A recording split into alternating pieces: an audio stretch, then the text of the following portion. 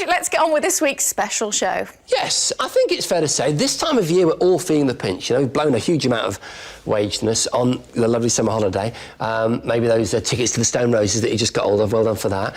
And right now you're thinking, do I just spend this month's wage packet on the new 4S or fix the boiler, which I know I really should do for winter? We've all been there. So, to help out, this week's show is all about getting top-notch gadgets for rock-bottom prices. And I think it's fair to say that, you know, year on year, technology gets better and cheaper, which means that there are rich pickings out there for gadget lovers on a budge. Budge. So first, to delve into the Aladdin's cave of bargains is our Otis. For decades now, the focal point of many a living room has been the television, quietly beaming hours of entertainment to an expectant family. And while this remains the case, the television isn't just confined to your living room. How many of you are now watching from the comfort of your bedroom? Go on, own up. I won't tell. But which is the best budget bedroom box out there? Time to find out. Only thing is, there are hundreds of potential bedroom TVs, and I certainly can't get them all into my bedroom. So I'm going to take my bedroom to them. Okay, lads, in you come.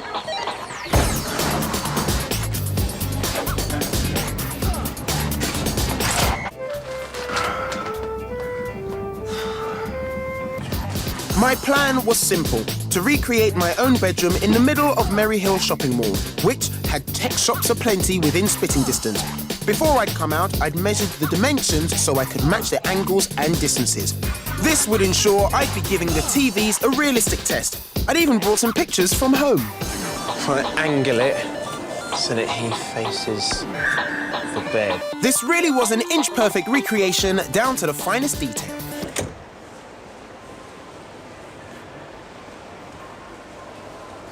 In addition to my personal items, I'd also brought along an Xbox 360 and a Blu-ray player, which I'd use to test my TVs. It was all coming together, even if I was getting some odd looks. Okay, so bedroom successfully recreated. All that's missing is some tech. Now, although I was on a budget, I didn't just want to buy the cheapest sets I could find. They had to be up to the job, so I'd come up with a checklist of minimum requirements. My TVs would need at least 2 HDMI sockets to give me options, but I wasn't too concerned whether they had 1080p or 720p HD. I'd also given thought to size and decided on a minimum of 26 inches. Any smaller and we'd be talking kitchen TVs. Now, there's no doubt that you can get some fantastic bargains on the internet, but when it comes to TVs, I'm a massive fan of try before you buy. Ask to have a play with the remote. You might hate it, and definitely try to recreate the viewing angles. Last thing you want is to have a picture you can't see when you lie down on your bed. So, after an exhaustive shopping session, I'd found several TVs that met my criteria. There we go. But I was only going to look at the cheapest 3, and those turned out to be 2 from here in Blighty and 1 from Taiwan. I was back in my bedroom, and my first TV was one of the British builds, the Technica 3256 from Tesco's own range. I'd been pleasantly surprised to find a 32-incher in the mix, but as they say, size isn't everything. It's surprisingly loaded with access ports. With 3 HDMIs, 2 SCART and USB capabilities, it was top marks for input options. What about the user experience though? Okay, so first off the remote. It is very simple, but I'm having to reach out like that, just so that the TV can pick it up. See, when I'm chilling in bed, I shouldn't have to reach out like that. The EPG was perfectly decent and clear enough to see. Easy enough to scroll and see what's coming up. But what about picture quality? Standard def looked pretty good. Right, my contrast ratio's not that great. The blacks look more like dark greys, but the vibrant colours do stand out really nicely. They're nice and bold. I was also quite impressed with the HD picture. The images are pin sharp. So the Technica was doing okay, but to give it a stern test, I brought along a high-speed driving game. How would it cope with that? Okay, so for a bedroom TV, this actually isn't bad. It's handling fluid motion very well. So the Technica had put in a good performance for Team GB. My next step, though, was from a very different land indeed, Taiwan. How would it compare? Okay, this is the hands-free 28-inch Full HD LED TV. This Oriental telly only has 2 HDMI and 1 SCART, so the inputs aren't as plentiful as the Technica, but it was still more than enough for me in my bedroom. So let's talk about the remote. It's got a nice heft to it, easy to read, well laid out. Promising start. What about the EPG? It's not overly attractive, but it's functional. So far so good, and the SD pick wasn't all that bad either. Really loving the colours though, and the contrast ratio. Look at this, that's black. With the SD pick faring so well, it was little surprise that the HD picture was strong too. And I'm very impressed. The hands-free handles the HD quality really, really well. What about the game? I can see all the detail of this game, and I can really appreciate how bad I am at it. So the hands-free had impressed and had given Taiwan the edge over GB so far. But all was not lost because my final TV set was another homegrown offering. At just 26 inches, the LCD Bush was the smallest of my 3 sets, but it made a good first impression. That would sit very nicely in my bedroom. In terms of inputs, like the others, it had all I required, but there was a drawback. They're fiddly. See, they're not obvious. I don't want to have to go underneath a TV like that to find out what I'm plugging into, so minus points on there. First off, let's talk about the remote. It's not the centerpiece, but it's got to look nice, hasn't it? That fails. The EPG was basic but clear, but what about picture quality? This is the smallest of the units I've looked at, and I half expected, because it was a smaller TV, that the picture quality would be better. It's actually the worst of the 3. Given that the Bush was struggling with SD, I didn't have high hopes for HD quality. It looks fuzzy even from here. The colours aren't bad, but they're not as bold as they were on the hands-free or the Technica. So the Bush's last chance to impress me was with its gaming capabilities. How would it fare? Really bad. I mean, there's a lot of ghosting going on. I can't tell detail in the distance in the same way as I could with the other 2 models. That looks awful. I wouldn't put this in my kids' bedroom, and I don't even have any kids. So my testing was over, and it was time for my verdict. You can probably guess what I'm going to say. So, if I'm going to pick a partner for the bedroom, hands down, it's the hands-free. Isn't that right, Mr. Waffles?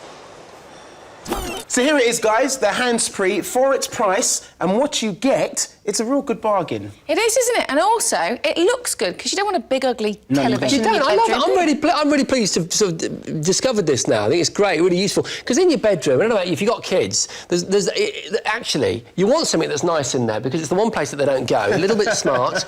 Yeah. Good work, dude. Yeah, Thank well you. done. Cracking start to our budget special, and there are plenty more bargains still to come. Welcome back to a rather special little gadget show in which we're showing you that you don't have to spend a ridiculous amount of money to get your hands on some decent tech. No, and next up we have some excellent tips on how to avoid astronomical, huge phone bills when using your mobile abroad. For this one, we sent our Polly out to the States. And after we paid for flights, hotels, and the duty-free that Jason insisted you brought back, dear old Polly didn't have that much money left. Barely enough to let us know she'd landed safely. Yeah, handy that. The United States of America, land of the free, home of the brave, and country of crippling mobile roaming charges. So, I've been set the challenge to keep in touch with my friends and family while I'm abroad for only $1. This would be tough. A recent study found nearly half of us come home with a bill of £149 from using our phones abroad. But the most important ways to trim your phone bill begin right here in Blighty, before you even leave the country. Firstly, the most obvious. Find out your international tariff. Call your mobile phone operator. Tell them where you're going and find out exactly what it's going to cost you to make and receive calls. Check for any international bundles on offer, as companies will often offer significantly discounted calls abroad for a monthly fee. If you're outside of the EU and a call goes to voicemail, you'll actually get charged international rates not only to receive it, but also to listen to it. Ouch. So our second tip is to disable your voicemail. With most networks, turning it off just requires dialing a short code and listening for the prompt. Your messaging service has now been switched off. But you may need to call customer services. And finally, turn off your data. A megabyte of your inclusive data allowance in the UK could cost up to £8 abroad. That's about £3 to upload a pic to Facebook, or even £6 to search Google Maps. I don't think so. Use your settings menu to turn it off. It takes seconds and ensures your phone won't accidentally connect to a foreign 3G network and cost you a fortune. Right, I'm off stateside. And after 4,000 miles, I'd landed in the Sunshine State. I have now arrived in Key West in Florida. I fancy a little bit of a gossip with my smartphone carrying best friend. I would normally text them, however, with only $1 to spend, I'm going to have to be a little bit more savvy. Sending just one text from abroad can cost around 50 pence. But if you have access to free Wi-Fi, there's a cheap alternative. Now, if you're lucky enough to own a smartphone, then apps will allow you to use the internet to send short text messages. Thus, you bypass the traditional international SMS cost. So, even though I have switched off the 3G on my phone, it doesn't stop me using the internet with a free Wi-Fi hotspot like this one here. Messaging apps like Ping Chat and WhatsApp use the internet to send push notifications that look and feel just like a text message, even allowing you to send pictures and videos all for free. But what if you are miles from a Wi-Fi hotspot and need to binge on Twitter or Facebook? All is not lost because Facebook and Twitter allow you to update your status via your mobile phone using text and picture messaging. That way you don't actually have to go onto their website and use up your precious data. Simply follow the instructions on their site before you leave, and then you will know exactly how much you are paying to share with the world instead of playing potluck with data charges. So I'd been able to text and update my Facebook page, but I also needed to chat with my friends back home. The call bundles my network offered me before I left actually weren't too bad, but for someone as chatty as me, there's a better way. Global SIM cards such as TruePhone and 0044 cost around £20, which would certainly blow my $1 budget. But once you've bought one, they are a very convenient way of making calls when you're abroad. A TruePhone SIM is a great option if you're in the USA, because they only charge you about 10 pence per minute for a landline call and 10 pence a text. What a bargain. For my challenge, I needed something even cheaper. Something like Skype that lets you make a video call to a friend for free. But sometimes chatting to just one person isn't quite enough, and that's where Fring comes in. It's a little bit like Skype in the fact it allows you to make video and voice calls using a 3G or Wi-Fi connection, but it has an ace up its sleeve. It'll also allow me the chance of a four-way. A four-way video chat, that is. Simply sign up using the free Fring app, and then provided your mates have it installed too, And how's the weather back home? you can chat to 4 of them at once. Okay, guys, I'll catch up with you when I'm back. Bye.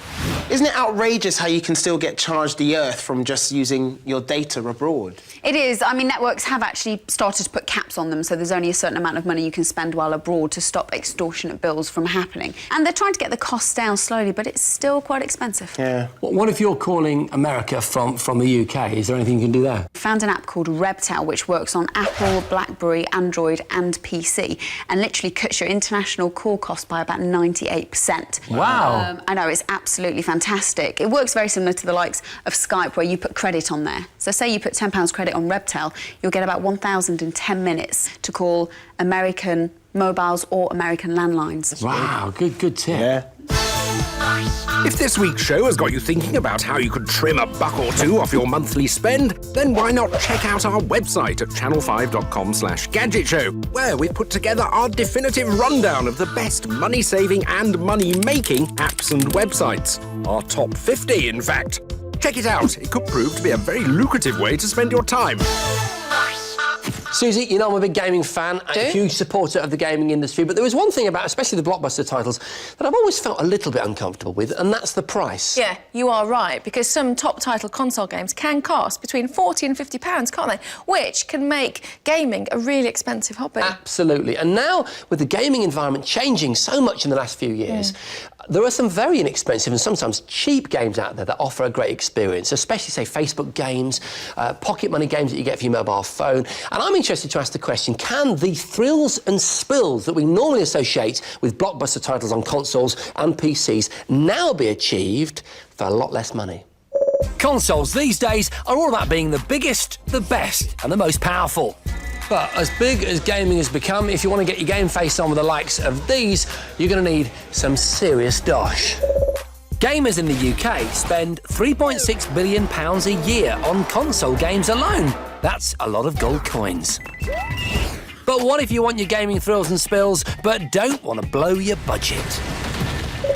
The fact is, you don't need to spend hundreds or even own a console in order to enjoy games these days. In fact, there's an exotic and diverse array of ways to enjoy games for next to nothing. One weapon in the fight against expensive console games is the games themselves. Websites like Game Jam and Your Game Street offer you the chance to swap any of your titles with other gamers. And then there are indie games, titles created by up-and-coming games developers. Games like Limbo for the Xbox 360, Dead Nation on the PS3 and World of Goo on the Wii are all amazing games for each of the consoles, but are pretty inexpensive compared to their blockbuster cousins. And looking to the past can also save you a fortune. Yes, those graphically simplistic but time-devouring games that used to cost as much as 40 quid back in the day, but are now next to nothing. For example, the Blaze handheld and the Atari Retro console both come preloaded with numerous classic video games, and all for a pinch of the original price. And let's not forget the stars of the mobile gaming market. All the mobile phone platforms have brilliant games of their own, costing from around a tenner to less than a quid.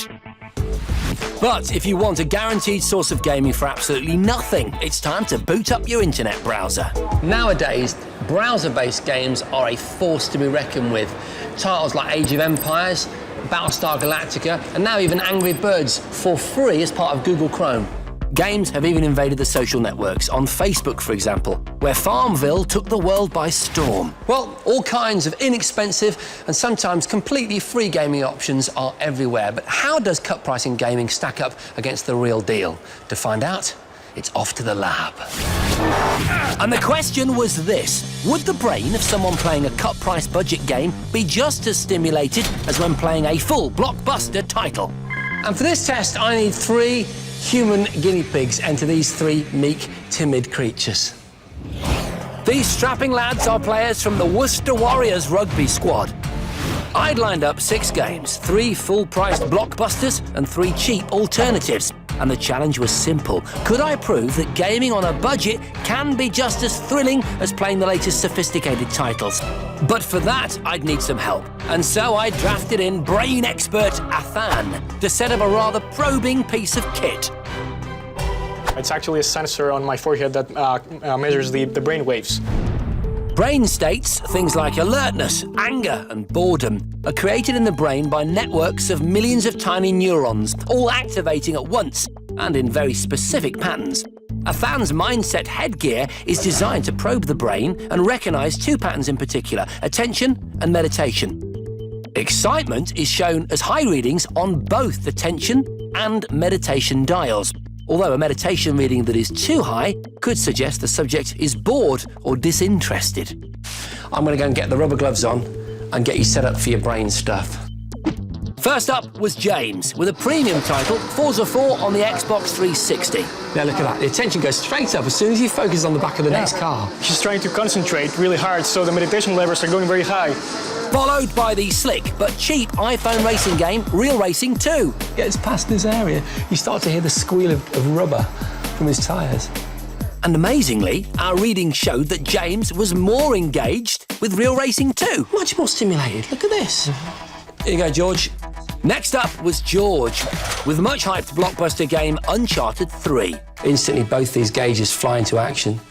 Look at that! Good grief! Followed by the classic but bargain title Doom 2 on Xbox Live Arcade. 100, look at that, 100. Second time we've seen that. And again, the cheaper game, Doom 2, was giving us much more positive readings than its blockbuster rival. Last up was Matt with the mind-bending and fully priced puzzler Portal 2. The meters are almost stuck in one position. They're not really getting past here. This one's not getting past here. Isn't that interesting? After inconclusive results, we moved on to the iconic and now completely free on Google Chrome, Angry Birds. Once again, it's extraordinary because you can look at this screen with my back turned to the gamer and predict what he's doing. When it gets past this portion, he's focusing mentally on solving a problem. And astonishingly, Angry Birds gave much higher attention readings again than the higher-priced game Portal 2. It was 3 out of 3 for our budget titles. So, for visceral and addictive gameplay, our test suggests that budget games, old or new, more than hold their own. back to a very special edition of the Gadget Show in which we are trying to save you money when you're buying your gadgets. And next up, it's my turn with budget tablets. Now, of course, we all know the headliners in this field that cost hundreds of pounds, but what you may not know is that at the budget end of the market, it's very busy with offerings starting at under £100. The question is, are they any good? Every tech manufacturer under the sun wants a slice of the tablet action, even high street stores like Asda and Next. But the top end's already dominated by the big names, so these new brands are aiming for the budget market. But how do they fare? Well, to test them, I ditched all my usual daily tech and tried to survive a Groundhog Day on budget tablets alone. The weather today, cloudy and grey. The Nova 8. I know what you're thinking. You've never heard of it. The first thing I do every morning is power up all of my tech, but now I have to solely rely on my new tablet. So let's see how it fares. Come on. The Nova 8 is Asda's home brand tablet, one of the cheapest on the market. It has an 8-inch screen and runs Android 2.1. It is quite heavy, but in terms of overall looks, it's not too bad for under 100 quid. But then I tried to switch it on. This will not switch on. Come on! After a reset, it did finally wake up, but the resistive touchscreen, which works by detecting the pressure of your finger, was driving me mad. The screen is very hard work, not very sensitive, and I find myself tapping on things 2 or 3 times before they open, which is rather annoying. It was time to walk to work and to see how my tablet shaped up in a crucial department, browsing the web. Its Wi-Fi connectivity was fine, but surfing the net was a bit of a struggle. This is a pretty basic tablet, and in terms of usability, what's irritating for me, it's got one back button which is just above the browser bar. Now, I don't have big fat fingers, but I keep on clicking the browser bar by mistake. I've done it then when I was demonstrating it to you, and even getting to things on the screen, that is a bit clunky and a bit tricky and seems to take forever. As my day wore on, my afternoon break gave me the chance to see just how good the tablet was when it came to downloading and playing games. To download apps, you go to their Apps Lib store, which is quite small, about 40,000 apps, so nothing like the 200,000 you'd get on Android Marketplace. And as for the air hockey game I downloaded... Watch where my finger's going. I've got to try and... The unresponsive screen and sluggish processor meant I had no chance. After a long, hard day at the office, I wanted to curl up with some neat tech and watch a movie. It's only got 4 gig of memory, so you've got to either watch a movie on the internet or via a stick or a card. The sound actually isn't too bad. The quality's okay. It's the picture that concerns me a little bit more because I find it so muted. It's doing my head in. So my day with the Nova was over, and it's fair to say its non-responsive touchscreen and slow processor had tired me out. Even though it still had 50% of its battery life left, I'd had enough. The weather today, cloudy and grey. The Scroll XL. It's not even out yet, but it will be by Christmas. So, with all of my tech banished, let's see how many gadget gaps can be filled by my latest tablet. The Scroll XL has a 7-inch screen, a high-powered processor and a webcam. It also runs Android 2.1. For the price, I reckon this is pretty impressive. And the Scroll has a capacitive touchscreen, which works through the conductivity of your fingertips. It's quite responsive. The clarity of the screen is also pretty good. Be happy to watch stuff on that. It was time for work, which meant I had the chance to use the tablet's Wi-Fi connectivity, which was very impressive. I'm having quite a pleasant browsing experience here. It's smooth and responsive. You can zoom in and out with your hands. Afternoon games time again, and with the Scroll, I easily accessed the full Android market and downloaded the very same air hockey game. With the great sensitivity, it's so much easier to play. It's not totally perfect, but it is a damn sight better. That's what I like to see, yeah? You win. With the daily grind over, it was movie time on the Scroll. Colours are vibrant, nothing wrong with the sound, but it does have quite a quirky little USP. The The Scroll XL claims to be the only tablet that can play 3D movies directly into your 3D TV. Do you know what? I'm not a massive 3D fan, but I'm really impressed by that. It had been another full-on day, and after 7 hours of action, the Scroll still had a third of its battery life left. That, coupled with its ease of use and extra features, made for a rather enjoyable day.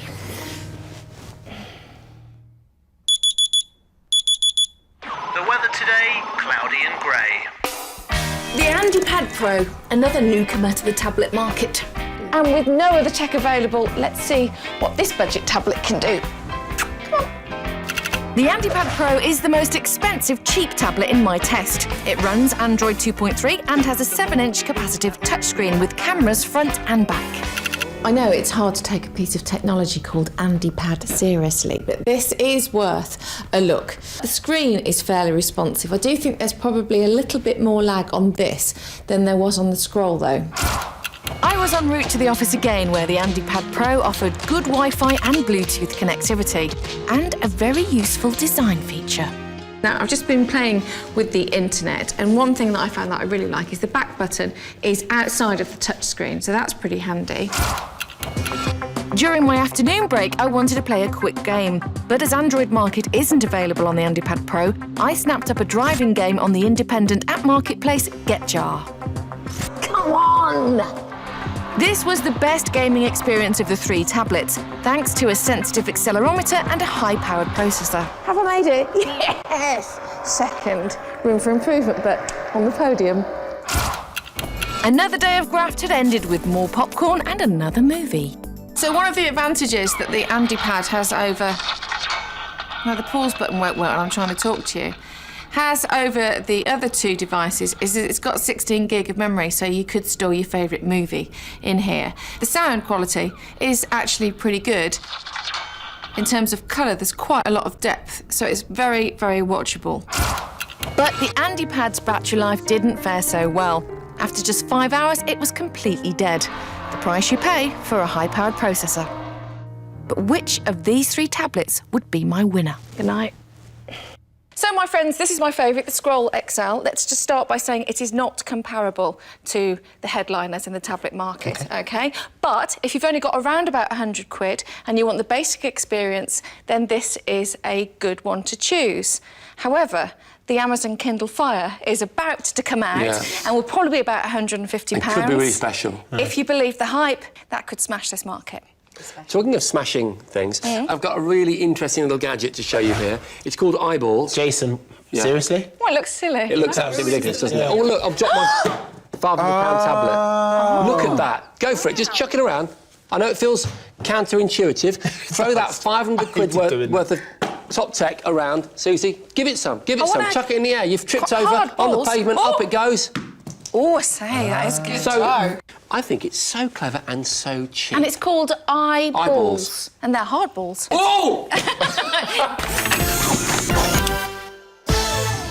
Welcome back to our money-saving gadget special. And as a fitting finale, I want to talk to you about budget cameras. They're usually a cut above your average camera phone and a perfect accessory for nights out and other japery. They're compact enough to be easy to carry, yet cheap enough so you don't have to worry about them getting knocked about a bit. But of the many out there, which are up to the task? Well, to find out, I had a test up my sleeve and a rather special invitation in my pocket. It's hard to believe, but digital cameras as we know them have only been around for about 15 years. But now there are hundreds to choose from. We've checked out budget compact cameras before, and when I put my photography skills to the test at the Notting Hill Carnival in 2009, budget meant less than 100 quid. But prices have come tumbling down, and now, little more than 2 years later, I've managed to find 8 cameras for under 50 quid. But are they a flash in the pan or a worthwhile investment? That's what I set out to discover at the T3 Gadget Awards. Now, it's an event packed with glamour and celebrity, ideal subject matter to test my bargain bucket cameras. So I can't imagine any of them will be up for the Camera of the Year award. I've got to take lots of pictures. Oh, how's that? Not doing very well with flash exposure. My task was to work out the best of this discount bunch. That's lovely, yes. And then see if an art director would publish one of my snaps in a glossy gadget magazine. Shall I just take a picture of you as the... Oh, yes, excellent. The wide angle is useful here. It looks a bit murky. After a hectic photo shoot using all 8 cameras in very difficult low-light conditions, I picked the best 3 to take to the next stage, snapping the awards ceremony itself. First camera I'm going to go with is the Canon A800. It's the updated version of the one that won my last test in 2009. Now it's much, much cheaper and comes with better battery life. We'll see how good it is. The A800 is a 10-megapixel camera and it claims to deliver an impressive 300 photos for each set of AA batteries. I've also been impressed by Nikon's Coolpix L23. Unusually for a camera at this price, it's got a 5 times optical zoom, usefully wider at the wide end, a bit longer at the long end. And, although it doesn't have a lot of manual controls, this might make it easier to use. The Coolpix L23 also snaps 10 megapixels, but has a slightly smaller image sensor than my other 2 choices. My final choice was the Fujifilm FinePix AV200, a 14-megapixel camera with a 3 times optical zoom. And while all of my budget cameras also shoot video, the FinePix was the only one to shoot in HD. 50 quid, that's good, isn't it? It's interesting to see what money gets you, you know? So I'd made my choice. Now it was time for my compact cameras to do battle. Now? And as the Gadget Show team presented the award for the best TV, I had only a few seconds to get the shots I wanted. I wouldn't claim that the results were hugely impressive. The Canon found it really hard to focus. The Fujifilm did considerably better, but it was the Nikon that was clearly the best. As ever, what you notice most about these small cameras is they're just so slow to focus, so slow between shots, seconds and seconds and seconds. It seems like years. Now I'm going to do an identical wide shot with all of the 3 cameras. It's almost like a sort of moonlit landscape in here, so I'll select the appropriate mode, get a direct comparison. Using a tripod under identical conditions, there wasn't much difference in the performance of the 3 cameras. It's not focusing. It's maybe it can't focus on you. So I cannot be photographed by a 50-pound camera. My final test was another chance to get a decent photo with compere and comedian Dara O'Brien. That's the winner. That's the winner. One wouldn't take the photograph. The other bleached me out, and that one is crisp. I believe it's the term used in the industry. It does look, yes. I mean, yes. Well, actually, if we zoom in. No, not on my chin. Thank you. Oh, yes, that's right. That's all right. Yes. No red eye. That, my friend, is the winner. Bar the fey salmon pink case. I presume other colours are available. So the picture taken by the Nikon Coolpix was Dara's winner. But what, in the end, would be my favourite? Fun night. Great night. And I did feel sorry for you there because we paused proceedings in the middle of the event. And there I'm trying to take pictures of us on all those cameras, which actually is a very good test of whether they're quick, whether the interface is any good. They're certainly not that quick under those dark conditions. They're a bit better if you're out in bright daylight. Yeah. But on the whole, I tended to agree with Dara O'Brien that the best one was the Nikon Coolpix. I think it's the one that would give you the best results overall. Yeah, decent all-rounder for that price. And it looks great. And available in other colours. But good. Yeah. That wasn't the end of your challenge, though, was it? No, I had to convince the art editor of T3 to publish one of my pictures. It was the morning after the awards. I checked through all my photos and picked the ones I thought just might impress. Oh, that's not bad. Then it was time for my photographic moment of truth. I guess you're a top art director. All I've got is the photos from my budget cameras. Could be embarrassing. I'd arranged a meeting with Stuart James, the art director of the gadget magazine T3. Stuart, hello. Hello there. Feel free to be as honest as you like. But would any of my budget camera photos be good enough for him to publish? First, we looked at the Canon shots. I had persistent problems with the focus, because I don't think that would be a bad shot otherwise. Yes, yeah. Then we checked out the Nikon. That's better than the Canon, in the sense you've got a shot on people on stage and it's sort of sharp-ish. And finally, the Fujifilm. Again, it's horrible. Yes. You're going to say it's all horrible. It's doing strange. It's making Polly into a sort of a bit leathery, isn't it? In a strange sort of very unflattering way. Sorry, Polly, that wasn't the look I was hoping for. But my budget compacts were trying to compete with the vast technical superiority of professional cameras costing thousands. And considering that, Stuart was actually quite impressed. For £50, I think it's pretty good. And there was still a glimmer of hope for my challenge. Are there any pictures here you might consider using? I think there was one of the floor shot that you did. Is that one? It's that one, isn't it, John? Yeah. I reckon the Nikon was the best budget camera in my test, but it was the tripod shot from the Fujifilm that actually made it into print. And here it is, the aforementioned magazine featuring John's picture, bottom right. Well, so I did manage to get a picture in a magazine with an under 50 quid camera, though I really would suggest you get something better if you're seriously intending to do magazine photography. However, great as a family day out point and shoot, I think. Yeah, all for under 50 quid. And by the way, if you want to see more of John's interview with the fabulous Dara, then it's on our website, channel5.com/Gadget Show. That's it for this week. Hope you enjoyed the budget special. We'll see you next time. See ya.